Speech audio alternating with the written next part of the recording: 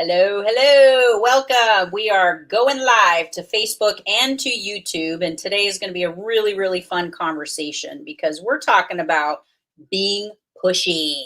This is the Voices of Influence show. And every week I bring in somebody who I feels like has a positive message and can positively influence you. And they're making waves in their industry. So let me bring in and introduce you to Ellen Stewart, who identifies herself as the Pushy Broad. Hey, Pushy Broad, how's it going today?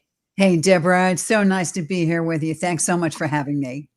Yes. Well, tell us a little bit about yourself first. I know you're a life coach and you also are a recovery coach. So give us a little understanding of where you're coming from, and then we're going to dive into the value of being pushy. Thanks so much. Well, I have been doing life coaching and recovery coaching for the past 16 years. And then about 11 years ago, I decided to create a whole brand called Pushy Broad from the Bronx. And through that brand, I do my life coaching and my recovery coaching. And that's really how everything got started with podcasting and coaching and my YouTube channel. And all of those things now have become part of who I am, and more importantly, how I coach my clients. Perfect. Well, let's talk about the definition of pushy because we had a conversation a couple weeks ago on your podcast, which thank you. I'll be sharing that episode as well. But there's a negative connotation for women who are strong, who find their voice, who are pushy. So how are you owning it? What's your definition and how are you owning that? Well, first of all, I don't remember ever a man being called pushy for anything. Okay, I remember men being called forthright or determined or even aggressive. But if a woman is pushy, it automatically has a negative connotation. And I was raised to stand up for who I am supposed to be and not back down, no matter what. Not to be arrogant or too determined or too aggressive, but just simply to speak out. And that made me pushy. People turned around and said, "Oh, that's just the Pushy Broad." And of course, growing up in the Bronx for 30 years, it just became the Pushy Broad from the Bronx. That just became my moniker. And it was with me for years and years and years. And then I decided, you know what? I finally come of age, which means now I'm going to own that moniker. But I am going to take away that pushy negative connotation and give it a backronym that's hopeful. So now I prefer to think of pushy as powerful, unafraid, self aware, hardworking, and of course, young at heart female. So that's how I feel about myself and all the women that I work with. Well, I think what I was picking up on when you were talking about that, which I think is interesting because I like from a Myers-Briggs perspective. I don't know if you've heard of that personality profile, but I'm an intuitive thinker, which makes me a little bit of an anomaly for a female because a lot of females are more feeling in nature and emotional in nature, where I tend to use rationality and logic. But I remember when I went through extensive training, they said that women of that type were often viewed as bitches, and so there was automatically a negative label that was associated to me because I was female, whereas men who had primarily that personality style were just assertive and good bosses and leaders, and yet we're called pushy and bitchy and and all these things. It's like we need to break that. We need to break that stereotype that if you're a strong, confident, amazing woman standing in her power, that's normal. Like that's not. Exactly. You're absolutely right. I was always called outspoken. And so then I really did. I went to the dictionary and said, what does that mean? I've never heard a man being called outspoken. And in the dictionary, it simply says to speak out. And I'm like, what's wrong with that? That's exactly how I am. That's exactly what I feel. And if you go to the Urban Dictionary definition of pushy, you can't even discuss it on the air. You can't even talk about it. So I am really out to change the Urban Dictionary definition of pushy because that backronym really works. Pushy, especially now with the world being the way it is, women are taking on so much.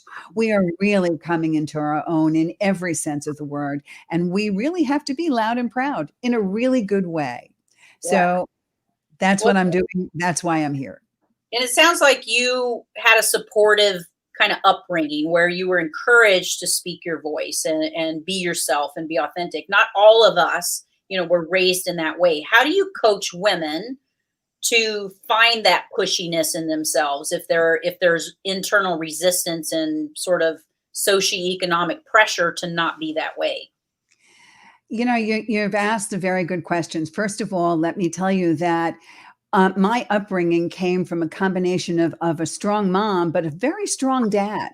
And since I was the oldest and the first child and female, I always think my father said, you know what, I'm going to instill some principles in you that may be very unlike the women back in the early 50s and 60s, because he always gave me the impression outright that I could do whatever I needed to do, that I would not have to compare myself to a male in terms of taking a back seat or doing something that was only for women at the time. So I really credit my father with a lot of that, because he was no holds barred. It doesn't matter whether you're male or female. You need to be the person that you need to be and stand up and believe in it. And that's part of the coaching that I do. As a Pushy Broad, my whole approach is somewhat cheerleader, because I want to cheer you on and make you feel good about yourself. And also a little bit of drill sergeant, no nonsense. You want to work on this, you want to get to where you need to go. I am going to help you do that. And that means that I am going to show you ways to discover yourself that you've never seen before, so that you can be self-confident and you can be that pushy broad and be really proud to be that way. So if you're coaching with somebody and you know that there's some walls up or some resistance to kind of push through that, what are some tips that you give them to just start slowly? Because not everybody's like us, not everybody's like, hey, this is who I am, this is what I'm doing, I'm going to, go conquer the world. How do you work with somebody specifically to help them over that first hurdle? First of all, they have to do some talking to me, because part of this is understanding the 4 steps that it takes to transform your thought process. And the first part of that is to be aware of what's going on. What problems are you facing? Are you stuck? Are you adverse to change? Do you, what fears do you have? You have to be comfortable enough to talk to me about what's going on down deep. And that starts with being aware of what's happening. So we have many, many conversations. We do writing exercises. We talk about what's holding you back, not making any major changes yet. But the first step in the coaching process is to be aware of what you need to change and aware of what's holding you back. And the second step is to verbalize, to be comfortable enough with your coach to say, I'm not sure I can do this. I think I want to do this, but I'm not sure how to get there. And then it's up to you and the coach to find ways for you to take baby steps to make real change. I am also a very big proponent of not putting our feelings first.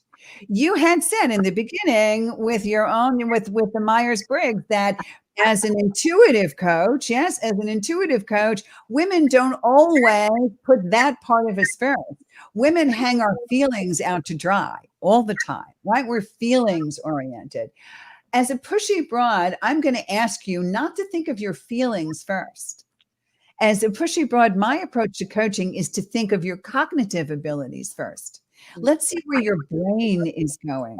Let's see if I can help you change your thought process. Because my approach is we change our cognitive process first, which means we put a new idea into our heads. Then we begin to feel differently about life. And after we feel differently about that, then we act on that change. So my approach is cognitive change breeds emotional change, breeds behavioral change. So that's my difference. Mm-hmm. Well, and I think something you said there was critical, because for those that are of a more emotional nature, a lot of times if their emotion gets snagged, they react. And so putting in that sort of conscious pause before the reaction, let it sit. Let your reaction sit, but try to put it through your brain, and use logic before you react. Because a lot of times I think, and especially women, I think, can get in trouble with this. If they're in a situation and they immediately emotionally react, then they're viewed as dramatic. And, then they're viewed as like, oh my God, they're like, I can't deal with it. But if we were able to put in that very conscious pause, the reaction's still there, the emotion's still there, but just pause, use logic, and then mitigate your response. But for someone like me, that's easier to do, Yes. because I'm typed that way. I'm built that way. Not everybody is built that way. And I've had very emotional men, I'm always attracted to NF men for some reason. and they're always like, God, do you have to be so sensible all the time? Oh my God, Debra, we have to have a coaching session around that alone. Okay. Really, we can do some work around that. I understand. Okay. So one of the biggest tips I can give someone that it's feelings oriented, and I'm just like you, so I get where you're coming from. But one of the biggest coaching tips I can give you today, especially around the holidays, right? The holidays bring up all kinds of feelings for us right now. And this is a perfect time to do this because the holidays are on the way. It starts with Halloween and it ends with the New Year. We've got 4 big holidays, whatever coming our way. And everybody's like, oh my God, it's COVID-19. It's so different. I can't be with them, or I can be with them. And just a whole bunch of stuff that we've never gone through before. And that certainly picks up so many different emotions. So if you have to feel something, I need you to first go to the gratitude portion of this journey. Gratitude is an emotion that will ground us.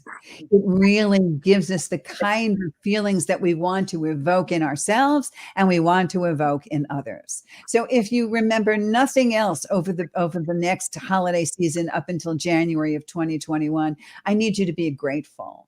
Grateful that you are alive and well, grateful that your loved ones around you are well. And if unfortunately you've suffered losses, at least grateful that you can feel that we are moving forward in some way, and at least grateful for the time that you spent with your loved ones before they left us. So that's an emotion that sometimes will help ground you and make you feel as if you can get through in the right way. And the other thing is to remember some big things here. And I use this all the time. It's one of my favorite things. And here it is for everybody in Well World and everybody on Facebook. Ready? Feelings are not facts. They are not rooted in facts. They are just feelings, which means gratefully feelings can change. So just tell yourself you may be feeling negative. Yes. So just knowing that feelings can change and you can always opt to make yourself feel better by just putting some positivity and some basic gratitude in your life. So there we go. What are your thoughts on, when we all own our pushy side and we all step into that space, what are some of the benefits we're going to reap as a result of doing this? I have watched my clients, men and women, because I consider not only pushy broads, but pushy bros. Okay. And like my pushy broad from the Bronx, here's my t-shirt, pushy broad from the Bronx, because I'm owning it. So I wore it today for the Well World viewers. But whether you become a pushy broad or a pushy bro, understand that it's a great feeling to know that you can be happy with exactly who you are. And more importantly, not worry about what the world has to say about you. Yes. And stand in your own light and stand in your own truth and be happy and proud of who you are. And that feeling is indescribable. Yeah, for sure. And that's from the time that I met you and I saw your platform and we kind of interacted. That's really at the heart of what I felt like your message was, which was, be your authentic self and don't be afraid to push hard to make sure that you have that right to be yourself in whatever environment you're in. And if that means letting relationships go or letting people go or situations go, that, sometimes you're going to have to push your way through those too. And, exactly. The goal ultimately is to be yourself, be your authentic self and evoke your magic in the world. Because I feel like when you do that, like when you are your authentic self and you're taking care of yourself and you're putting yourself first, your ability to exponentially impact the world in a positive way is so much greater than when you diminish. You're absolutely right.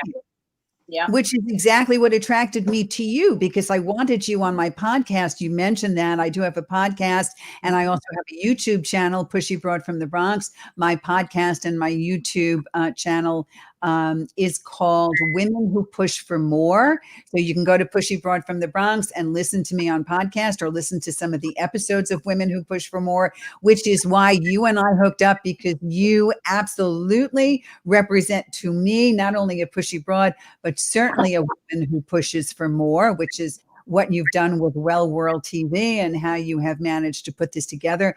And of course, everything that you've been through in your life and career. So you are a perfect example of a woman who pushes for more, without a doubt. And I'm proud to be a Pushy Broad, Ellen.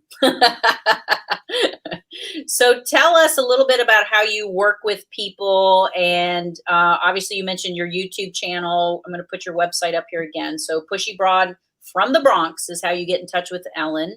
But tell us a little bit about how you work with people and what you're offering. Absolutely. First of all, I do work one-on-one with you, and I am doing something special, especially in the midst of COVID until the beginning of 2021. You can do a free 15 or 20-minute session with me. My number is right on the website. It's 800-889-1757. You can call me. We can have a few minutes on the phone without charge, 15 or 20 minutes. I can set you up for the holidays. It's terrific. Then if you want to decide to work with me, you just book some space on Calendly. I'll work one-on-one with you, and I'll also work in a group setting as well. Please go to my website. Please listen to me on the radio. I'm in Transformation Talk Radio. I am also on podcast stations everywhere. And I've just come up, especially for the holidays, with a brand new Pushy Broad merchandise line. So go shopping for the holidays. Put Pushy Broad on your chest, loud and proud. That would be great. Well, and I also want to share with the viewers a little bit, because here at Well World TV, we're all about helping people step up, share their message in a bigger way. But one of my mantras is make a difference, but make a profit. And so Ellen is the perfect example of, standing in her purpose, standing in her passion, doing what she's supposed to do in the world, but also understanding she has to thrive in that area, because I personally have walked dual paths. I've put my energy into other people's businesses and made a paycheck, and tried to feed my passion on the side. And ultimately, what I would want everybody on the planet to do is do what they love, do what they're brilliant at, and be successful at it. So I think, Ellen, you're a perfect example with your podcast and your YouTube channel, your merchandise, your coaching. Get it. Especially, more than that, I love doing this, and I love helping individual people, and I love seeing the change on their faces. And as I explained to you when you came on my show, women who push for more, you will certainly get something out of it. You will be inspired, because I know every time I interview someone, I am inspired. The women are exciting, and they're breathtaking, and they've had marvelous adventures in their lives, or they're just showing us how they persevere and go through and stand in their own truth. And that's amazing. I'm so lucky to have this podcast and this show. So please tune in, because you will not be disappointed, for sure. Yes. And you're an inspiration for us all. So, thank you so much, Ellen, for joining us today. We really appreciate your insight, your passion, and inspiring all of us to be a bit pushier. Thanks, Debra. It's a pleasure to be here. So thanks, everybody, for tuning in to today's episode of Voices of Influence. And as always, I am looking for content creators, channel hosts. If you hold the desire to up-level and share your message in a bigger way, reach out to me directly. I'm at Debra K at wellworld.tv.